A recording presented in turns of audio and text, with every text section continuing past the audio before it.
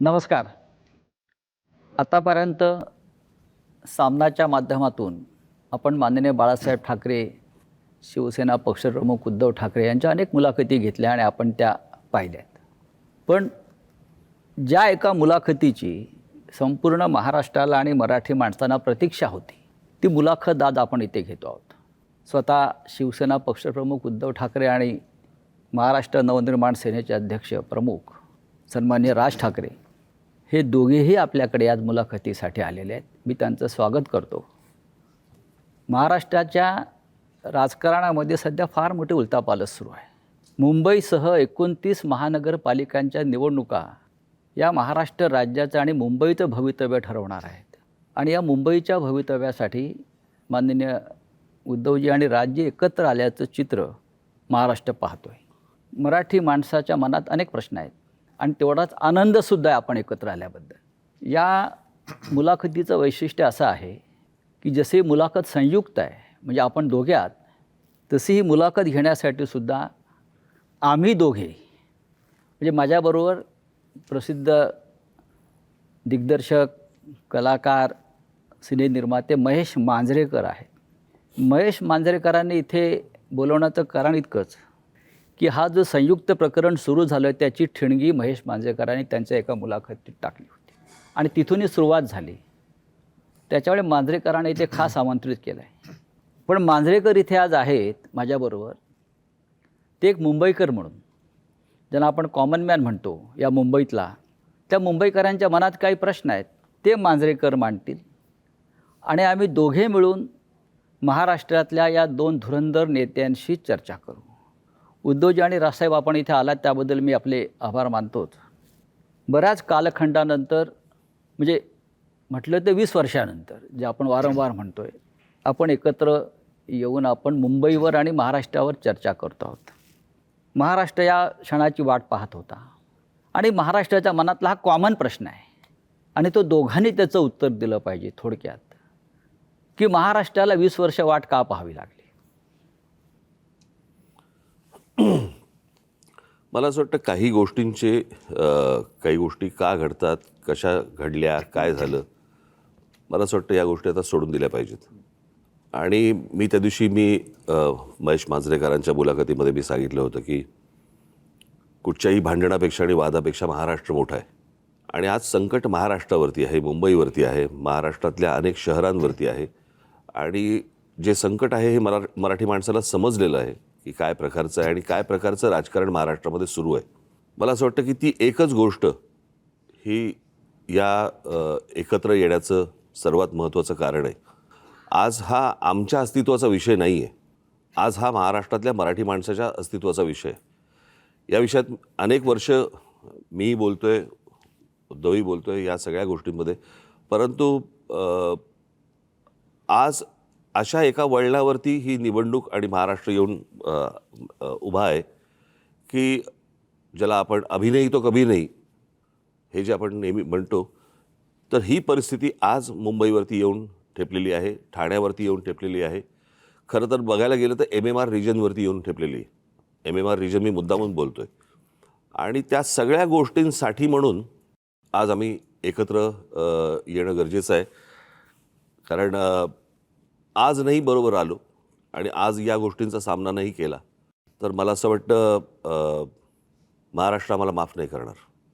उद्धव साहेब, मला वाटतं राजसाहेबांच्याच भावना. मला असं वाटतं की राजने उत्तर जे दिले त्याच्यामध्ये एवढंच मी बोलेन, आम्ही दोन भाऊ एकत्र आलो आहे हा एक मुद्दा वेगळा आहे, भावनिक आहे. पण दोन भाऊ एकत्र येणं याचा अर्थ महाराष्ट्रातील प्रत्येक मराठी माणसाने एकत्र आलं पाहिजे. कारण महाराष्ट्र वाचवायचा असेल तर ठीक आहे, पक्ष, राजकीय मतं हे असतील, पण आपण मराठी आहोत, महाराष्ट्र आपला आहे. आणि आपण जर एकमेकांमध्ये वेगळ्या चुली मांडल्या तर महाराष्ट्र तोडणारे त्यांची पोळी भाजून जातील. पण एक प्रश्न कायम सगळ्यांच्या मनात आहे गेल्या 50-55 वर्षापासून, तो आतापर्यंत. महाराष्ट्र वाचवण्यासाठी किंवा मुंबईसह महाराष्ट्राचं रक्षण करण्यासाठी शिवसेना प्रमुखांनी शिवसेनेची स्थापना केली. आणि इतक्या वर्षानंतर सुद्धा म्हणजे संयुक्त महाराष्ट्राच्या लढ्याची उदाहरणं आपण नेहमी देतो. विशेषतः ठाकरे कुटुंब देत आलेलं आहे. मग राज्य असतील किंवा आपणही असाल की आतापर्यंत आपल्या प्रत्येक भाषणात हा विषय आला की संयुक्त महाराष्ट्र. तुम्हाला आत्ता या क्षणी संयुक्त महाराष्ट्राच्या वेळची परिस्थिती जाणवते का, की त्यावेळेला जसा मराठी माणूस मुंबईसह महाराष्ट्र राहण्यासाठी एकवटला होता, तेच वातावरण तुम्हाला आता दिसतंय का? अर्थातच दिसतं. याचं कारण तुम्ही एक गोष्ट बघितली पाहिजे याच्यातनं, की माननीय बाळासाहेबांनी या विषयावरती तर म्हणजे आपण ज्याला म्हणू आपण संयुक्त महाराष्ट्र समिती फुटली आणि त्याच्यानंतर 6-1 वर्षातच शिवसेनेची स्थापना झाली. परंतु जेवढे लोंढे किंवा जेवढे लोक आज महाराष्ट्रामध्ये येत आहेत, म्हणजे जर समजा तुम्ही आत्ता जर समजा तुम्ही बघितलं तर जवळपास रोज उत्तरेतनं 56 ट्रेन्स ह्या महाराष्ट्रामध्ये येतात रोज, आणि भरून येत आहेत आणि रिकामे जात आहेत. आज जर समजा तुम्ही ठाणे जिल्हा, एक जिल्हा जर समजा पाहिलात, बरोबर आहे, ठाणे जिल्हा हा मला असं वाटतं जगामधला एकमेव जिल्हा आहे की जिकडे ठाणे, नवी मुंबई, कल्याण डोंबिवली, भिवंडी, वसई, मी आता पालघर वेगळा पकडत नाही आहे, तो आपण एकच होता, तो आत्ता वेगळा झाला, परंतु पालघरमध्ये वसई, त्याच्यानंतर मीरा भाईंदर, त्याच्यानंतर म्हणजे वसई विरार आली, त्याच्यानंतर तुमची नवी मुंबई, अशा जवळपास 8-9 महानगरपालिका आहेत.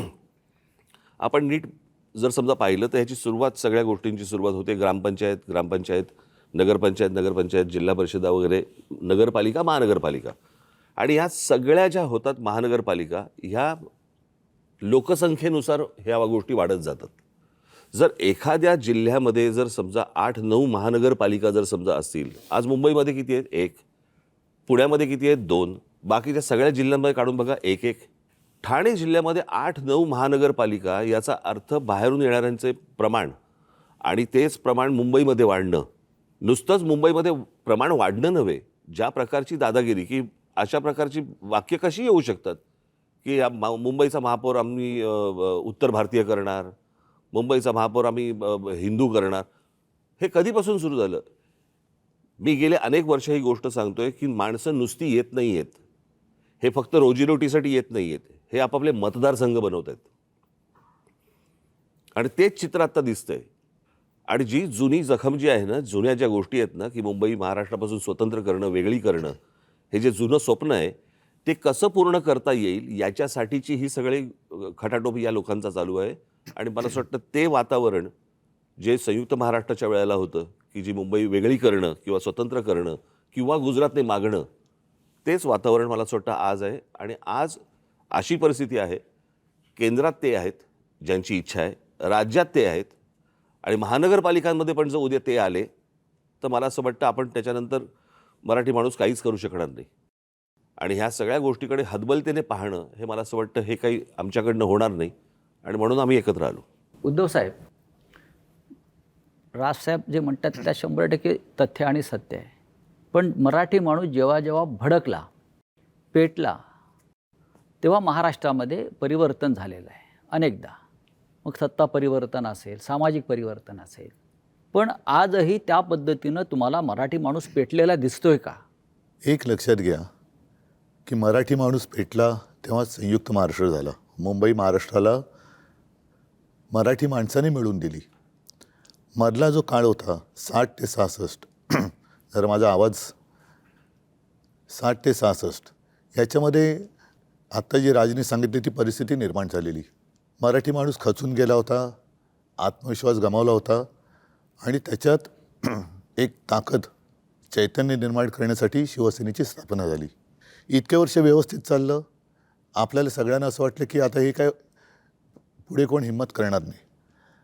मात्र शिवसेना ज्या पद्धतीने त्यांनी फोडली, राजकारणामध्ये पक्षांतर होतात, इथली लोक तिकडे जातात, पण पक्ष संपवणं, पक्षाचं चिन्ह काढून घेणं, त्याची मान्यता जवळपास रद्द करणं, म्हणजे त्याचं अस्तित्व नष्ट करणं, जी मराठी माणसाची ताकद आहे ती तोडून फोडून टाकणं, हे काय दर्शवतं?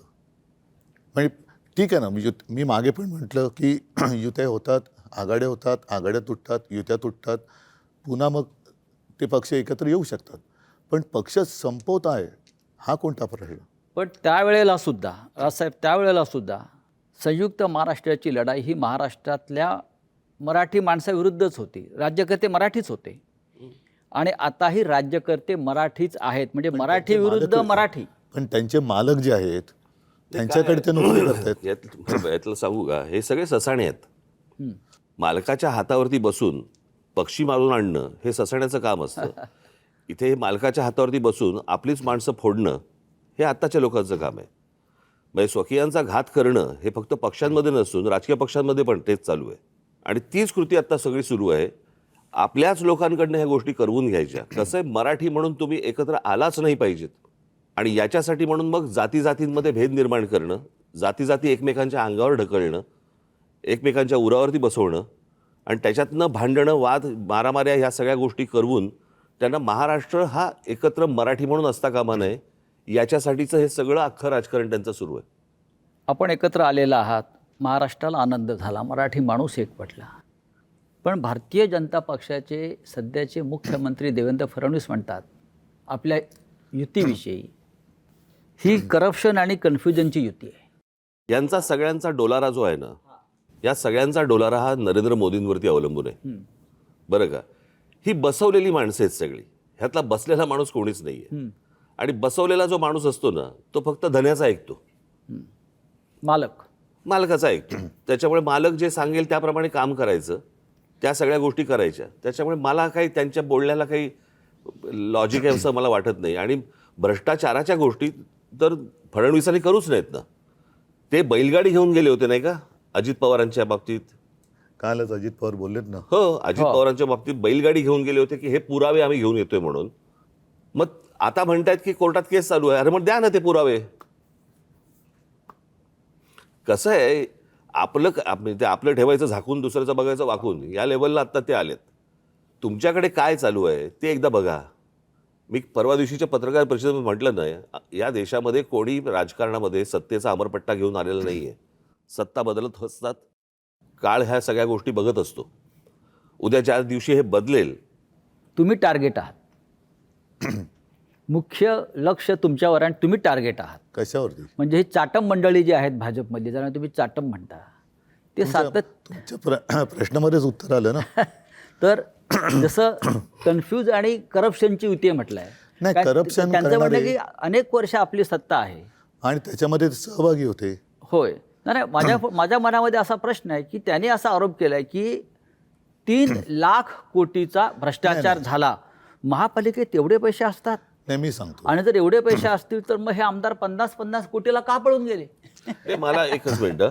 पहिली गोष्ट म्हणजे मला ना त्या गोष्टीबद्दल एक जरा बोलायचं आहे की तो जो एक चालू होतं ना 50 खोके 50 खोके 50 खोके, मला असं वाटतं लोकांना नीट समजून सांगणं आवश्यक आहे. हे 50 खोके 50 खोके हा विनोदाचा भाग नाही. 50 खोके म्हणजे 50 कोटी रुपये झाले. 50 कोटी. 40 आमदार म्हणजे 2000 कोटी रुपये झाले. म्हणजे 40 आमदारांचे 2000 कोटी हे कुठून आले, कसे आले? भ्रष्टाचारातून, घोटाळ्यातून. बरोबर की नाही? म्हणजे बँकेतनं लोन तर थोडं नव्हतं ना घेतलं. त्याच्यामुळे कुठच्या भ्रष्टाचाराबद्दल कोणी काय बोलावं? मला एक बेसिक, आता 3 वर्षामध्ये कॉर्पोरेशनची इलेक्शन झालीच नाही. आज जो हे चालू ना मुंबई, मग 3 वर्षात मुंबई धोक्यात नव्हती का जेव्हा इलेक्शन झालं? माझे एक मुंबईकर म्हणून मी आज जेव्हा घरातनं बाहेर पडतो ना, तर मला खरं सांगू तर मला लाज वाटते की माझी मुलं ह्या शहरात वाढणार आहेत. मी काही गोष्टी रेग्युलरली फॉलो करतो. आजचा एअर क्वालिटी इंडेक्स 183 आहे. ज्याचा आज मी भोगतोय. एक फुगा असतो की ज्याची कॅपॅसिटी एक आपण म्हणतो की तो एक पर्टिक्युलर ह्याच्यात तो फुटेल. तर जवळजवळ ह्या एका फुग्यात जवळजवळ त्याच्या 5 पट हवा भरलेली गेलेली आहे. माझा एक प्रॉब्लेम आहे की मुंबई डिकंजेस्ट कधी होणार? म्हणजे मी आता बाहेरचे लोंढे बोलतच नाही. एक मुद्दा सांगतो, विचारतो तुम्हाला. तुम्ही इतके वर्ष मुंबईत राहतायत. माझा आणि राजचा जन्म मुंबईतला आहे. आज जेवढं प्रदूषण दिसतंय, हवेचा जो काही निर्देशांक वगैरे म्हणतोय प्रदूषणाचा, हा एवढा खराब कधी झाला होता का? ह्याचं कारण असं की आता यांची जी काय होर्डिंग्ज लागलेत, विकासाची गती नाही आहे, ह्यांची विनाशाची गती आहे. नियोजन शून्य विकास हे याचं कारण आहे. कारण तुम्ही जे म्हणताय ना, एक तर आओ जाओ घर तुम्हाला, इथूनच पहिली सुरुवात होते. त्याच्यानंतर साधारणतः आपल्याला नेमकं आज हवंय काय? आज जर का तुम्ही पाहिलं तर सगळीकडे रस्ते खोदलेत, जिथे जाऊ तिकडे रस्ते खोदलेत, मोठमोठ्या इमारती उभ्या राहिलेल्या आहेत. विकासाच्या नावाने मेट्रो असेल, काही ठिकाणी पूल असेल, हवेत. पण ते एका वेळेला सगळं तुम्ही काढलं आहे आणि त्यावेळेला मुंबईच्या खर्चाचा ताळमेळ हा बसवला गेला पाहिजे. मी मुंबईकर म्हणून मी तुम्ही म्हणतो, आपण सगळेच मुंबईकर आहोत. तुम्ही जो कर भरता त्याच्यासमोर तुम्हाला काय मिळतं? प्रदूषण. म्हणजे विकास तुमच्याकडे काय फार मोठा रस्ता आम्ही छान केला आहे, सरळ तुमच्या घरापासून हॉस्पिटलमध्ये जातो रस्ता, ह्याला मी विकास नाही म्हणत. हॉस्पिटल कमीत कमी असणं आणि आयुष्य चांगलं असणं हा विकास पाहिजे. माझं तर म्हणणं आहे, विकास नको आता.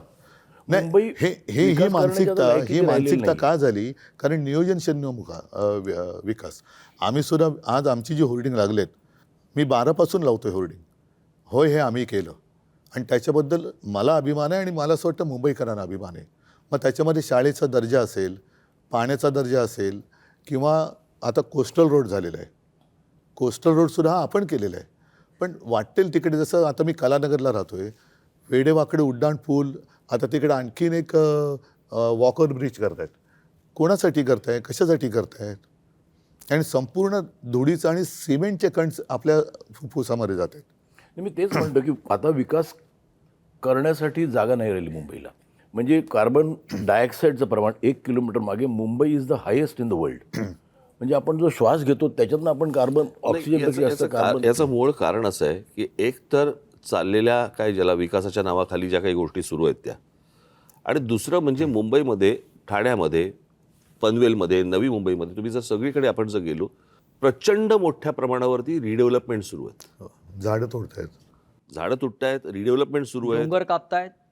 आणि काय होतं की ह्या सगळ्या ह्याच्यामध्ये आपल्याकडे ना डीपी बनतो पण टाउन प्लॅनिंग होत नाही. मी माझी काही भाषणं दाखवीन की जी साधारणपणे 2008ची वगैरे भाषणं आहेत, 2009ची भाषणं आहेत, की ज्यावेळेला मी पुण्यात जात असे आणि पुण्यातले माझी भाषणं आहेत की मुंबई खराब व्हायला एक काळ लोटला, पुणं ते बघणार नाही, पुणं लवकरात लवकर बर्बाद होईल. नाही, मी पुण्याला शिफ्ट झालेलो की मध्ये असं विचार केला मुंबई कंजेस्टेड, पुण्याला शिफ्ट झालो. नाही, पुणं तर पण बर्बाद. 6 महिन्यात परत मुंबईला आलो मी.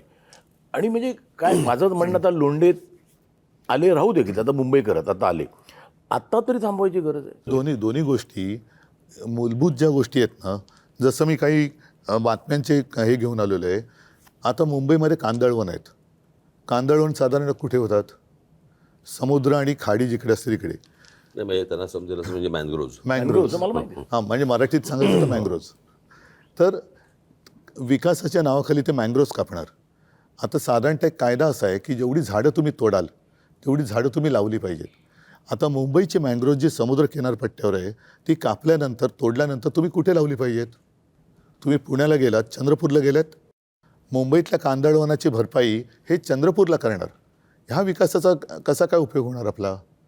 आता सुद्धा मी 2017चा माझा महापालिकेचा वचननामा पाहिलात तर मुंबईला पाण्यासाठी गारगाई आणि पिंजाळ ही 2 धरणं आपण बांधायचं वचन दिलं होतं. कर्मधर्म संयोगाने मी मुख्यमंत्री झालो आणि म्हटलं आता दिलेलं वचन पाळलं पाहिजे म्हणून मी त्याचं प्रेझेंटेशन घेतलं. तेव्हा माझ्या लक्षात एक धक्कादायक गोष्ट आली की गारगाई आणि पिंजाळ करायचं असेल तर जवळपास 6-1 लाख झाडं कापावी लागतील. म्हणजे जंगल पूर्ण नामशेष करायचं. साधारणतः ज्याला कॅचमेंट एरिया म्हणतो तिकडे हा सगळा पाऊस पडतो, तो एरिया तुम्ही नष्ट करणार म्हणजे पर्यावरण खतम करणार. आता ते खतम केल्यानंतर जो काही खर्च होणार तो खर्च केल्यानंतर आपण पुन्हा पावसावरती अवलंबून राहणार. परत तेही पाणी आपल्याला उद्या जाऊन कमी पडणार, कारण तुम्ही म्हणता तसं दुसऱ्या बाजूनी लोंढे येतच राहणार. त्याला पर्याय म्हणून आम्ही समुद्राचं पाणी हे पिण्यायोग्य करण्याचा प्लांट मी मुख्यमंत्री असताना पायलट प्रोजेक्टला गो हेड दिला होता. आणि हा पायलट प्रोजेक्ट आत्ता कालच्या डिसेंबरमध्ये पूर्ण झाला असता. त्या पायलट प्रोजेक्टमधनं आज तानसातनं जेवढं पाणी दर दिवशी मिळतं 400 MLD तेवढं पाणी आपल्याला मुंबईकरांना त्या समुद्रापासून कालच्या डिसेंबरमध्ये उपलब्ध झालं असतं. त्यांनी तो प्लांट बाजूला टाकला आणि कॉन्ट्रॅक्टरसाठी परत एकदा गारगाई पिंजाळला हात घातला. आरेच्या जंगलाला मी संरक्षण दिलं होतं मेट्रोच्यासाठी. अरे मी पण केलं ना, मेट्रोचं लोकार्पण मी पण केलं, मेट्रो 2चं. माझं म्हणजे म्हणणं होतं म्हणजे सरकारचं की तुम्हाला कारशेडसाठी आरेचं जंगल कापण्याची गरज नाही. कांजूर मार्गला होऊ शकतं. आता याने काय केलं, हट्टापायी आरेचं जंगल मारलंच प्लस कांजूर मारला करतात. कशासाठी करता हे?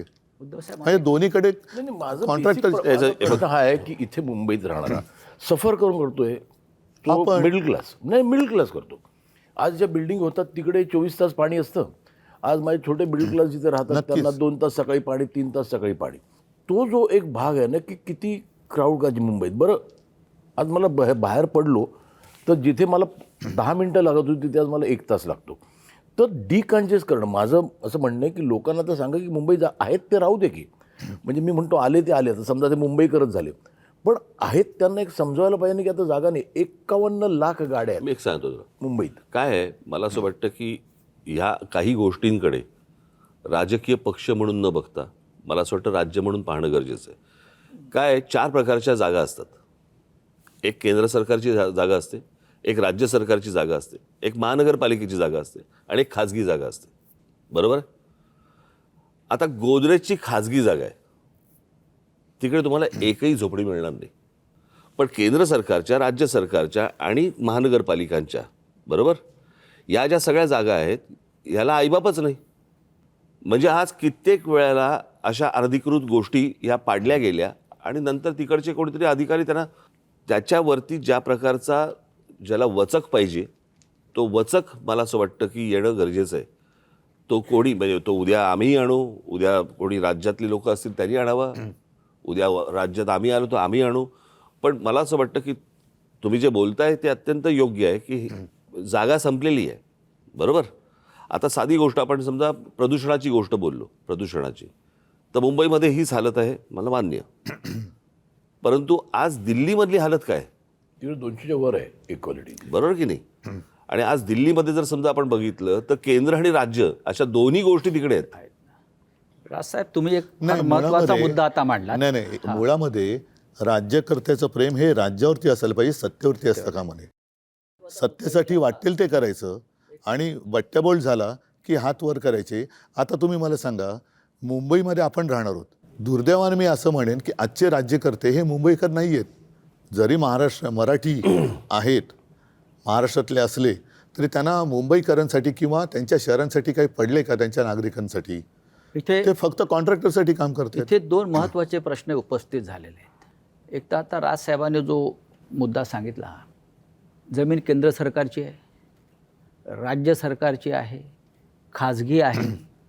पण आज मुंबईसह महाराष्ट्रातल्या जमिनींचा मालक मोदींचा लाडका उद्योगपती झालेला आहे. एकेकाळी आपल्या महाराष्ट्रात देशामध्ये विनोबा भावेंनी घोषणा दिली होती, सब भूमी गोपाल की. आज सब भूमी अदानी की.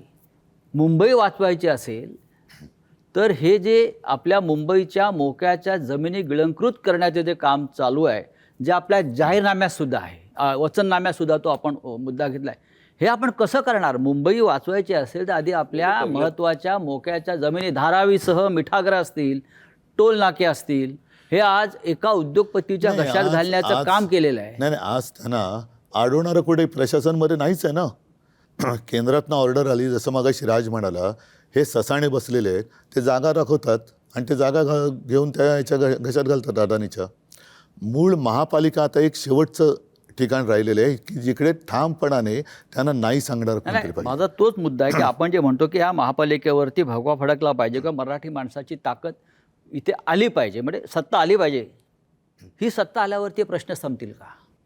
जे प्रश्नासाठी आपण आता उभे आहोत, मी तुम्हाला आपण एकत्र आलेला मी एक गोष्ट सांगतो. आणि सगळ्यात मोठं संकट हे गौतम अडाणी मुंबई गिळतोय भाजपच्या माध्यमातून. मी याच्याबद्दल एक गोष्ट बोलतो. हा, मला असं वाटतं की मुंबई महानगरपालिका याची मुदत संपली 2022ला आणि 2022लाच मला असं वाटतं उद्धव सरकार गेलं. बरोबर? त्याच्या आधी महापालिका विसर्जित झाली होती. आधी म्हणजे कधी मग 21ला 6 महिन्या अगोदर. त्या माझं जूनमध्ये सरकार पाडलं, मला वाटतं मार्च 4-5 महिने अगोदर. बरोबर? तेव्हा मुदत संपली. 22 त्याच्यानंतर 25 पर्यंत, 4 वर्ष झाली आता. या 25 पर्यंत, आज 26 कधी 26ला आज जानेवारीमध्ये निवडणूक होते. इतकी वर्ष का गेली? मी माझ्या पुढच्या काही भाषणांमधनं किंवा माझ्या काही इंटरव्ह्यूमधनं मी ते तुम्हाला नीट सांगणार आहे की ह्याचं काय प्लॅनिंग चालू होतं आणि 24 ते 25 मध्ये काय झालं. एका वर्षात काय झालं हे मी तुमच्यासमोर आणणार आहे. मी आत्ता नाही बोलत या विषयात, परंतु हे काय प्रकारचं प्लॅनिंग आणि कशासाठी ह्या निवडणुका पुढे ढकलत आज 26पर्यंत आल्यात ते मी तुम्हाला सांगणार आहे नंतर. ही माणसं जी आहेत ना, ही म्हणून मगाशी मी म्हटलं ना, ही बसवलेली माणसं आहेत. आणि तू म्हणतोस की हे जागा दाखवतात, हे जागा नाही दाखवत. ते जागा पाहतात, तेच ह्यांच्याकडे ते. सह्यांसाठी फक्त फायली येतात की ह्याच्यावर सही कर. आता आपल्याच लोकांना, आपल्याच इकडच्या मराठी लोकांना समजत नाही होत आपण काय करतो हे त्यांना नंतर कालांतराने समजेल की त्यांनी आपण काय महाराष्ट्राचं घोडचुका डेथ वॉरंट केल्या. काढलेलं नाही आहे. नाही एक मिनिट. आपल्या सहीनं मराठी संजय. माणसाच्या सहीनं मराठी माणसाचं डेथ वॉरंट काढलं. आणि तसं त्यातलं कसं आहे, एकच मिनिटं, की देवेंद्र फडणवीस नागपूरचे, अजून बाकीचे सगळे बाहेरचे. मी एकदा ना, एकच गोष्ट म्हणून सांगतो, मी एकदा स्वित्झर्लंडला गेलो होतो. आणि स्वित्झर्लंडला गेल्यावरती मी तो देश पाहत होतो. आणि तो देश सगळ्या काय गाड्या फिरत आहेत, सगळ्यांकडे उत्तम नोकऱ्या आहेत, सगळे सुंदर रस्ते आहेत, उत्तम निसर्ग आहे, सगळं व्यवस्थित छान. तो सगळा देश पाहताना मला पहिला मनात प्रश्न आला, इथला विरोधी पक्ष काय करतो. हो. म्हणजे निवडणुकीच्या तोंडावरती काय सांगतो तो, की मी तुम्हाला हे देईन, मी तुम्हाला ते देईन, मी तुम्हाला ते. त्या कल्पनेच्या बाहेर होतो मी. बरोबर आहे. मुंबईमध्ये मुंबईकरांना काय पाहिजे हे मला असं वाटतं मुंबईत तुम्हाला तिथे जन्माला आल्याशिवाय कळणार नाही. बाहेर येऊन ज्यावेळेला तुम्ही ती एखादी गोष्ट बघता, शहर बघता किंवा एखादा देश बघता ना, तुम्हाला समजणारच नाही तिथले प्रश्न काय ते. आता उदाहरणार्थ समजा तुमचा कुठचा काय गृहनिर्माण मंत्री किंवा अजून कुठचा PWD मिनिस्टर किंवा अजून कोणतरी हे बाहेरचे ज्यावेळेला येतात, ते ज्यावेळेला मुंबईत येतात त्यावेळेला त्यांना प्रश्न पडतो, सर प्रॉब्लेम काय शहराचा. रस्ते आहेत, हॉस्पिटल आहेत, दिवे आहेत, शाळा आहेत, कॉलेजेस आहेत, पाणी आहे 24 तास. इथले प्रॉब्लेम काय आहेत. कारण तो कंपॅरिझन करतोय त्याच्या रस्त्यांशी, त्याच्याकडच्या लोडशेडिंगशी, त्याच्याकडच्या सगळ्या गोष्टींशी. त्याच्यामुळे हे सगळे प्रॉब्लेम होतात. तुमची मानसिकता कशी आहे. माझं जे आता मी इथे मुंबईकर म्हणून बोलतो आता, हे पॉलिटिकल बाजूला ठेवून, की मला जे बाहेर पडल्यावर प्रश्न पडतात ते, की आज आई भीक मागू देत नाही की वडील चोरी करू देत नाही, अशी परिस्थिती फक्त मिडल क्लासची आहे. त्या मिडल क्लाससाठी काय म्हणजे आज आपण म्हणतो की बाहेर रस्त्यावर फिरा, फुटपाथ. आता आम्हाला लहानपणी सांगायचं आहे की the pedestrian should walk on the footpath. नाहीच आहेत फुटपाथ, चालणार कुठे. आज शाळांचे एवढे प्रॉब्लेम आहेत. माझं म्हणणं आहे की कॉर्पोरेशनकडे एवढ्या शाळा आहेत, त्या एवढं बजेट आहे मुंबई कॉर्पोरेशनचं, त्या अत्याधुनिक का केलं जाऊ नये. आता कसं आहे, आणि आज डिजिटल एज्युकेशन झालं आहे. असंही नाही की टीचर्स चांगले पाहिजे, आम्हाला टीचर्स चांगले मिळत नाही. तर आज एक म्युन्सिपाल्टी शाळेत जाताना मला मुलाला पाठवताना मला लाज नाही वाटता का. मग ते त्यांच्या बरोबरीने का नाही करता येत. कारण होऊ दे की आता मुलांना एअर कंडिशनमध्ये बसायची सवय आहे. नाही, याच्याबद्दल एक नक्की सांगेन. हां, अगदी एअर कंडिशन नसेल, पण साधारणतः 2010 पासून मी अभिमानाने सांगेन की देशामध्ये मुंबई महानगरपालिका ही एकमेव महानगरपालिका असेल की तिने अत्याधुनिक यंत्रणा किंवा सुविधा वापरायला लागले. व्हर्च्युअल क्लासरूम म्हणजे काय केलं आम्ही, साधारणतः एका विषयामध्ये महापालिकेच्या शाळेमध्ये एक चांगला शिक्षक किंवा शिक्षिका कोण आहे त्यांना बोलवण्यात आलं आणि एका स्टुडिओतून 10वीच्या विद्यार्थ्यांना एका स्टुडिओतून त्या शिकवायच्या किंवा शिकवतात. आणि हे शिकवणं म्हणजे मन की बात नाही, प्रश्नोत्तर होतात. आज मी जे तुम्हाला सांगितलं ना की याच्यामध्ये आम्ही पुस्तिकाच केलेली आहे. आणि तुम्ही म्हणाला त्याच्यात जवळपास 1300 शाळा आपल्या मुंबईमध्ये आहेत महापालिकेच्या. आणि या महापालिका शाळेमध्ये 3.5 लाख विद्यार्थी जवळपास वेगवेगळ्या 8 भाषेमध्ये शिक्षण घेतात. म्हणजे मराठी तर आलीच, इंग्रजी, सेमी इंग्रजी आली, हिंदी, उर्दू, गुजराती, अशा ह्या सगळ्या 8 भाषांमध्ये आपण त्यांना शिक्षण देतो. आणि ही साधारणतः 2010 साली सिस्टीम सुरू केल्यानंतर 2014-15च्या सुमारास आम्ही 8वी ते 10वी म्हणजे जे शिवसेना प्रमुखांचं एक स्वप्न होतं की विद्यार्थ्यांच्या पाठीवरती किती ओझं आहे, तर तो अभ्यासक्रम आम्ही सिम किंवा सिममध्ये आणला. एक सिम कार्ड असतं ना फोनवर टाकायचं आणि ते टॅबमध्ये टाकून द्यायला लागलो. त्याच्यामध्ये बऱ्याचशा गोष्टी ह्या ॲनिमेटेड होत्या, म्हणजे मुलांना पटकन समजायचं की काय काय. एखादी गोष्ट आपण दाखवू शकत नाही की समजा एखाद्या ग्रहाला इतके चंद्र आहेत, त्या चंद्रावरती वातावरण कसं असेल, अशा काही गोष्टी आपण प्रत्यक्षात दाखवू शकत नाही. त्याचं ॲनिमेशन करून ते त्याच्यात टाकण्यात आलं. त्याचा परिणाम असा झाला की महानगरपालिकांच्या शाळांचा रिझल्ट हा जवळपास 100%च्या जवळ आला. आणि आता तुम्ही जे म्हणताय ना, पहिल्या प्रथम महापालिकांच्या शाळांमध्ये ॲडमिशन पाहिजे म्हणून चिठ्ठ्या मागायला लोक यायला लागले आणि ॲडमिशनसाठी लोकांच्या रांगा लागायला लागल्या. बऱ्याचशा मी बघितले म्युनिसिपल स्कूल्स बंद होऊन तिकडे काहीतरी वेगळं करायचं होतं ते. नाही, त्याही शाळांबद्दल आता या गेल्या 4 वर्ष त्या तक्रारी वाढल्यात. पण अगदी SSC तर आहे, CBSE, ICSE वगैरे या सगळे अभ्यासक्रम आपण त्या शाळांमध्ये आणले. आता गेल्या 4 वर्षात काय झालं आहे? माझ्या माहितीप्रमाणे उद्धव साहेब, मुंबईत ते लोन आलं काय माहीत नाही, पण विदर्भातल्या काही सरकारी शाळा गौतम अडाणींना दिलेल्या आहेत. चंद्रपूर, गडचिरोली. नाही, का तसं म्हणजे आपलं महाराष्ट्राचं शिक्षण खाते इतकं सक्षम नाही. नाही, आपण मुंबईपुरतं बोलताना नाही सांगतो ना, हां, ह्या सगळ्या गोष्टी गेल्या मी तर म्हणेन 4 वर्षात जास्त प्राधान्याने देण्याचं हे ठरवण्यात आलं. म्हणजे चंद्रपूरमध्ये एक शाळा दिली त्यांना. एक दिली, आता एक वरून पुढे जातील ना ते. ही आता सुरुवात मुंबई आहे. महापालिकेमध्ये सुद्धा जर त्यांचं येणार नाही म्हणा सत्ता, पण हे मग सगळं त्यांचं खाजगीकरण करतील. हॉस्पिटलचं खाजगीकरण करतात, ते आपण रोखलेलं आहे. उद्धव साहेब, दुसरा एक महत्त्वाचा विषय सातत्यानं इथे मी तुमच्याशी चर्चा करतानाही मी किंवा राजसाहेबसुद्धा आहेत. सध्या धुरंधरचा माहोल आहे. लोक धुरंधरवर या सिनेमावर चर्चा करतात, त्यातल्या एकंदरीत वातावरणावर चर्चा करतायत. मग मुंबईत रेहमान डकेत कोण आहे किंवा धुरंधर कोण आहे? आपण दोघे या राज्याच्या राजकारणातले धुरंधर आहात. पाब्लो एस्कोबार पण शोधला पाहिजे. हा, शोधला पाहिजे. मी तुम्हाला तेच सांगतोय की आज मुंबई, ठाणे, नाशिक सारख्या शहरामध्ये अंमली पदार्थ म्हणजे ड्रग्स, विविध प्रकारचं ड्रग्स सहज उपलब्ध आहे. ठाण्यामध्ये परवा 5.5 कोटीचं मॅन्ड्रेक्स पकडलं ठाण्यात. साताऱ्यामध्ये ड्रगची फॅक्टरी डेप्युटी CMच्या दारात पकडली. मुंबईमध्ये काल 2.25 कोटीचं ड्रग्स पकडलं. हे चित्र या महाराष्ट्रात यापूर्वी कधीच नव्हतं. आणि हे सगळं ड्रग्स गुजरातच्या मार्गे, मुंद्रा पोर्ट जे अडाणींचं आहे, हे चित्र तुम्हाला महानगरपालिका आहेत, प्रत्येक ठिकाणी महानगरपालिका आहे. हे चित्र गंभीर नाही का? ह्या सगळ्या गोष्टींच्या महानगरपालिकांशी संबंध काही नाही. पहिली एक गोष्ट लक्षात घेतली पाहिजे आपण.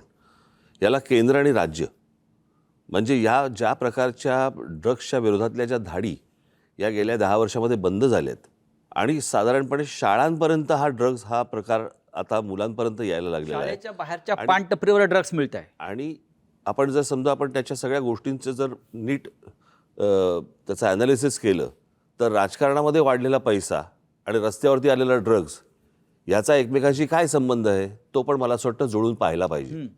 कारण एवढा राजकारणामध्ये ज्या प्रकारच्या निवडणुकांवरचा खर्च आणि सगळ्याच गोष्टी ज्या प्रकारे होत आहेत आणि ज्या प्रकारे ड्रग्ज रस्त्यावरती येतात आणि त्याच्यावरती कोण हे व्यवहार करतं ह्याच्यावरती कुठच्याही प्रकारच्या धाडी किंवा त्याच्यावरती कुठचीही बंधनं येत नाही आहेत, हे काय आहे हे मला असं वाटतं केंद्र आणि राज्य सरकारला विचारणं गरजेचं आहे. नाही, उठसूट मुख्यमंत्री सगळ्यांना क्लीन चिट देत सुटलेत.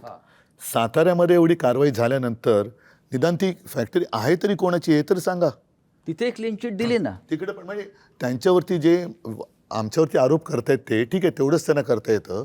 पण त्यांच्या बुडाशी काय जळतंय ते कधीतरी बघा ना. ते बूड जळून खाक झाल्यानंतर बघून काय उपयोग आहे?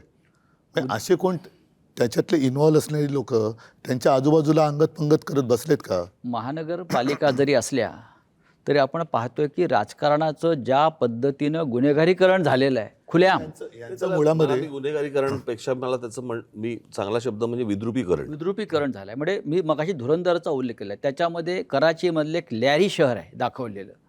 ज्या पद्धतीनं लॅरी शहरातल्या माफियांची मोडस ऑपरेंडी होती किंवा झालेली होती त्यावेळेला, त्याच पद्धतीनं मुंबई, ठाणे, नाशिक, पिंपरी चिंचवड या प्रमुख शहरामध्ये, नागपूर, त्याच पद्धतीनं आज तुम्ही प्रमुख शहरं घेऊच नका. हां, तुम्ही मराठवाड्यामध्ये जा, तुम्ही पश्चिम महाराष्ट्रामध्ये जा, तुम्ही विदर्भामध्ये जा आणि जी छोटी जी शहरं आता जी उभी राहत आहेत ना तिकडची परिस्थिती बघा.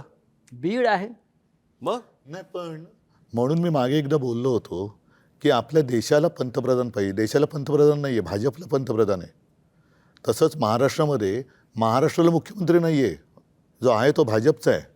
म्हणजे हे सगळेजण त्यांचा पक्ष आणि सत्ता एवढं सत्तांध झालेली आहेत लोक की लोक मेले तरी चालतील, नागरिक मेले तरी चालतील, त्यांची मुलं बाळं ड्रग्सच्या आहारी गेले तरी चालतील, त्याच्यात धंदे करणारे आपल्या बाजूला बसले तरी चालतील, पण आम्हाला सत्ता पाहिजे. ही जी काही वृत्ती ह्याच्यावरती आपण काय बरं. करणार? ते ठीक काय आहे, म्हणजे- आपल्याकडे कायदा सुव्यवस्थेचं खातं नाहीये, आपल्याकडे सरकार नाहीये, नाही, पण ह्याच्यासाठी- आपल्याकडे जनसंघटन आहे ना. जेव्हा ह्याच्यासाठी शेवटी काय आहे, जसं राज म्हणाल तसं की सत्ता हातात असणं गरजेचं आहे की जिकडे आपण कायदेशीर बंधनं उद्या जाऊन तिकडे धाड टाकल्यानंतर यांचेच बगलबच्चे निघाले तर लोक आता गेल्या नगर परिषदेच्या निवडणुकीमध्ये मालवण वगैरे त्या भागात त्यांच्याच युतीतल्या मित्रपक्षाने त्यांच्या दुसऱ्या पक्षावरती धाड टाकली. काय मिळवलं? पैसे दिसले, पुढे काय झालं? Clean chit. Clean chit. उपयोग काय? म्हणजे काय होतं, या सगळ्या गोष्टींना कुठेतरी बंधनं घालण्याला सुरुवात होण्यासाठी या महानगरपालिका आत्ता या क्षणाला खूप महत्त्वाच्या आहेत आणि लोकांनी त्यांचा राग, मला असं वाटतं, हा जे सगळं महाराष्ट्रात चालू आहे हा इथे व्यक्त करणं गरजेचं आहे. ही सत्ता आमच्यासाठी नको आहे, परंतु ज्या काही गोष्टी होत आहेत याच्यावरती जर बंधनं आणायची असतील, त्याला सुरुवात जर समजा करायची असेल, तर मला असं वाटतं महानगरपालिका आत्ता ही गरज आहे, ज्याच्यासाठी खास करून मुंबई, ठाणा, पुणा, नाशिक, तुमचं मीरा भाईंदर असेल, कल्याण डोंबिवली असेल, इतर सगळ्या महानगरपालिका, इथे लोकांनी आत्ता राग व्यक्त करणं गरजेचं आहे. काय होतंय, लोकांकडनं जर समजा त्यांनाच मतदान होत असेल, बाकीच्या गोष्टी सोडा, ते माघारी घेऊन पैसे देऊन काहीतरी ते माघारी घ्यायला लावणं वगैरे वगैरे, पण लोकांनी जर समजा मतदानातनं राग व्यक्त नाही केला तर मला असं वाटतं की ते मग आपण म्हणतो ना नंतर की ते राजानं मारलं काय आणि पावसानं झोडलं काय, तक्रार कोणाकडे करायची? तुमच्याकडे करणार लोक तक्रार. तक्रार नुसतं म्हणजे आमच्याकडे फक्त तक्रार, मतं नाहीत असं थोडी होतं. आता उमेदवार जे माघार घेत आहेत, आता ह्याच्या पुढची परिस्थिती कदाचित अशी होईल की जसं अमेरिकेने तो व्हेनेझुएलाचा अध्यक्ष उचलून नेला, तसे आता जिल्हाध्यक्ष आणि सगळे महापौर उचलून घेऊन जातील दिल्लीला, सुरतेला. व्हेनेझुएलाचे अध्यक्ष आपले मादुरो. मंत्री नेलेच ना त्यांनी. नाही, माझं म्हणणं तेच नाही, नाही, माझं हे- म्हणजे आपले व्हेनेझुएला मंत्री जसे एक उचलून देश आहे. सुरतला नेले. व्हेनेझुएला मला एक वाटतं- देश आहे. नाही संजय, जसं आपले मंत्री यांनी उचलून सुरत आणि गुवाहाटीला नेले, ट्रम्पने तेच केलं. तेच केलंय. नाही, हे सुरुवात इथून झाली. व्हेनेझुएला देशाची लोकसंख्या सुद्धा 2,30,00,000 आहे आणि मुंबईची लोकसंख्या सुद्धा आपण मगाशी म्हणाला त्यानुसार 231 आहे. नाही, मग- आणि दोन्ही शहरांचे आणि व्हेनेझुएलाचे प्रश्न तसेच आहेत. कोणत्याही प्रकारचा विकास नाही, ड्रग्स तेवढंच आहे, गुन्हेगारी आहे. पण मग आता तिथल्या इथून कोणाला अध्यक्षाला- उचलायचं आहे? जे करतात त्यांना उचललंच पाहिजे. त्यांना जर का तुम्ही चोंबाळत बसलात केवळ सत्ता पाहिजे म्हणून, तर सत्यानंच त्यांचाही होणार आहे जे चोंबाळतात त्यांचं. नाही, माझं म्हणणं आहे की आत्ता जे म्हणजे आपण प्रत्येक वेळेला म्हणतो की मतदान हा माझा हक्क आहे. आता हे जिथे निर्विवाद आलेत, कोणीच नाही, बिनविरोध. त्यांनी कसं दाखवायचं काळं बोटावरचं? म्हणजे माझा हक्क तुम्ही हिरावून घेताय ना, माझा मतदानाचा हक्क तुम्ही हिरावून घेताय. तर माझं म्हणणं तर त्याला काही पर्याय नाही आणि ही सवय अख्खी लागू नये प्रत्येक ठिकाणी. म्हणजे जो मतदार जो निवडतो म्हणजे त्याचं मत की मला हा हवा की नको हे राहिलंच नाही. मग अशा वेळेला तर काही करू शकत नाही. आता एखादा आला निरो, कोणीच उभं राहिलं नाही, मला वाटतं तिकडे असं आलं पाहिजे की मग 30% लोकांनी म्हटलं ना की आम्हाला नको, तर ते बाद केलं गेलं पाहिजे. ते काय आहे, तो मला अधिकार, मत आहे ना माझं. त्या वोटिंग पॅड जे आहे ना त्याच्यावरती एक अधिकार आहे नोटांचा, पण त्या नोटांमुळे झालेला प्रॉब्लेम आहे हा. नाही, पण नोटा आता तो निर्विवाद असेल तर तिकडे वाटलेल्या मतदानाला नोटा- वाटलेल्या नोटांमुळे झालेला वाटलेल्या नोटांमुळे झालेला प्रॉब्लेम आहे, त्याच्यामुळे नोटाचा पण अधिकार नाही. गेला. पण आता तिथे निर्विवाद आले तर तिकडे नोटा पण दाबायला चान्स नाही ना. एक्झॅक्टली, कारण नोटा मिळाल्या ना. नाही, पण म्हणून माझं म्हणणं आहे की नोटा हे नाही पाहिजे. नाही महेशजी, हां. म्हणून जसं काही वेळेला एखाद्या कामासाठी टेंडर काढलं जातं आणि ते टेंडरमध्ये जर काही गफलत वाटली तर रिटेंडर करतात. तसंच मला असं वाटतं, मी परवाच्या आमच्या पत्रकार परिषदेत बोललो की जिथे हे बिनविरोध झालेत तिथे निवडणूक आयोगाने रिझल्ट थांबवले, ते आमच्या बाकीच्या निवडणुकांबरोबर जाहीर करतील, कारण तो गुलाम आहे त्यांचा. तिथल्या निवडणुकीची प्रक्रिया नव्याने घेतली पाहिजे. हे जे बिनविरोध सगळं थोतांड झालं, कारण आता ते तिकडनं त्यांनी, बरं या बिनविरोधमध्ये आमच्या दोघांचा एकसुद्धा नाही, राष्ट्रवादी पवारसाहेबांचा एकसुद्धा नाही, अपक्ष एकसुद्धा नाही आला. हे काय योगायोग आहे? त्याला मी तेच म्हणतो. म्हणजे ते योगायोग आहे का काय आहे काय हे? नाही, माझं म्हणणं आहे की लोकांच्या मताला काही व्हॅल्यू आहे की नाही? मग- तिकडच्या लोकांना त्यांचं मत असेल की नाही स्वतः, त्यावेळेला म्हटलं की जर का 30% लोकांनी त्यांचं पण मतदान घ्या. 30% लोकांना वाटलं की he doesn't represent us. Gen Z हा एक शब्द आता सगळीकडे थोडासा दरारा निर्माण करणार झालेला आहे. या सगळ्या ठिकाणचे जे जेनझी जे प्रथम मतदान करणार होते ते खूप अस्वस्थ आहेत आणि त्यांची आग आज त्यांच्या डोक्यामध्ये आहे, ती बाहेर आली तर मग यांची हालत खराब होणार. उद्धव साहेब, तुम्ही जेनझीचा उल्लेख करताय, पण नेपाळ असेल, बांगलादेश असेल, अन्य राष्ट्रामध्ये डोक्यात राग आणि आग असलेला जेनझी हा खरोखर रस्त्यावर उतरला, त्याला सांगावं लागलं नाही. आपल्याकडला जेनझी सुद्धा एका विशिष्ट विचारसरणीचा गुलाम होऊन थंड असं आपल्याला पडलेला वाटतंय. दिसतोय. असं वाटतंय. आणि त्या जेनझी तुमच्याकडे अपेक्षेने पाहतोय. मला असं वाटतं की हा पहिल्या भागामध्ये आपण थोडं थांबू. ज्या प्रकारचं मला एक एवढंच बोलतो, ज्या प्रकारचं राजकारण आता सध्या महाराष्ट्रामध्ये देशामध्ये चालू आहे, मला खरंच प्रश्न पडतो, देवी देवता आहेत का? आणि आहेत तर ते फक्त हे का बघत बसलेले आहेत? आणि एवढे 33 कोटी एवढे जर आहेत तर ते काय हे या सगळ्या गोष्टी का बघत बसलेत?